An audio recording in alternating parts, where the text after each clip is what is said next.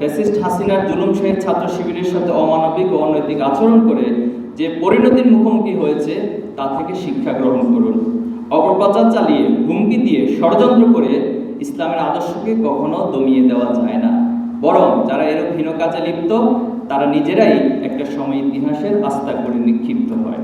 হাসিনার ফ্যাসিবাদের জাতাকলে ছাত্র শিবির নিশ্চিহ্ন হয়নি, বরং আরও শক্তিশালী হয়ে হাসিনা পতনের আন্দোলনে বাংলাদেশের মানুষের পাশে থেকে ঐতিহাসিক ভূমিকা পালন করেছে। সুতরাং কেউ নতুন করে হাসিনা হয়ে ওঠা অথবা ফ্যাসিস্ট হয়ে ওঠার চেষ্টা করলেও ছাত্র শিবিরের কিছুই করতে পারবে না ইনশাআল্লাহ, বরং তারাই ইতিহাসের আস্থা করে নিক্ষিপ্ত হবে। RICL TMX, যুগের পর যুগ স্থাপনা থাকে মজবুত। আমরা দেখতে পাচ্ছি রাজনৈতিক দলগুলোর সাথে জাতীয় ঐক্যমত্য কমিশনের ধারাবাহিক মিটিং হচ্ছে। এটি একটি আশার দিক। আমরা আশা করতে চাই শহীদদের স্বপ্ন পূরণের নতুন বাংলাদেশ বিনির্মাণের ক্ষেত্রে আমাদের রাজনৈতিক দলসমূহ এবং তাদের নেতৃত্ববৃন্দ ঐতিহাসিক ঐক্যমতে পৌঁছাতে পারবেন ইনশাআল্লাহ। মনে রাখতে হবে, আমাদের পিছনে ফেরার কোনো পথ নেই। বাংলাদেশকে নতুন করে গড়ার লক্ষ্যে আমাদেরকে সাহসের সাথে স্থির পদে সামনের দিকে এগিয়ে যেতেই হবে ইনশাআল্লাহ। আজকের অধিবেশন থেকে আমরা সরকারের প্রতি কিছু দাবি জানাতে চাই। 1. অবিলম্বে দেশের শিক্ষা প্রতিষ্ঠানগুলোতে ছাত্র সংসদ নির্বাচন দিতে হবে। দেশের সবগুলো উচ্চশিক্ষা প্রতিষ্ঠানে অতিসত্বর আবাসন সংকট নিরসন করতে হবে। দেশের মাদ্রাসা শিক্ষা ব্যবস্থার প্রতি, বিশেষত ইবতেদায়ী মাদ্রাসার প্রতি বৈষম্য দূর করতে হবে। আলিয়া মাদ্রাসা সমূহে ব্যবসা শিক্ষা বিভাগ চালু করতে হবে। 4. শিক্ষায় বাজেট বরাদ্দ ও গবেষণা খাতে বাজেটের বরাদ্দ বাড়াতে হবে।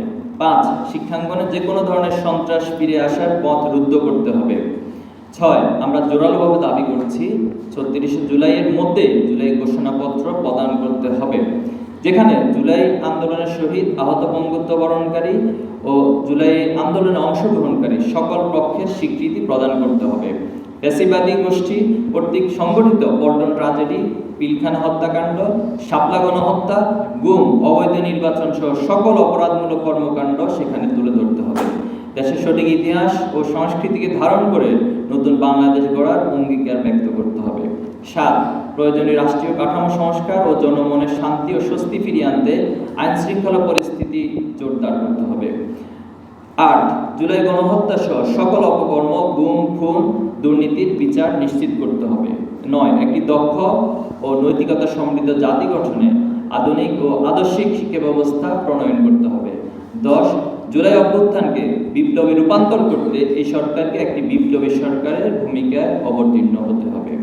আপনাদের সকল ধরনের ইতিবাচক কাজে ছাত্র শিবির পাশে থাকবে, আর কোনো ধরনের জুলাই স্পিরিট বিরোধী কাজ করলে ছাত্র শিবির সেটার প্রতিবাদ এবং তার বিরুদ্ধে অবস্থান নেবে ইনশাআল্লাহ।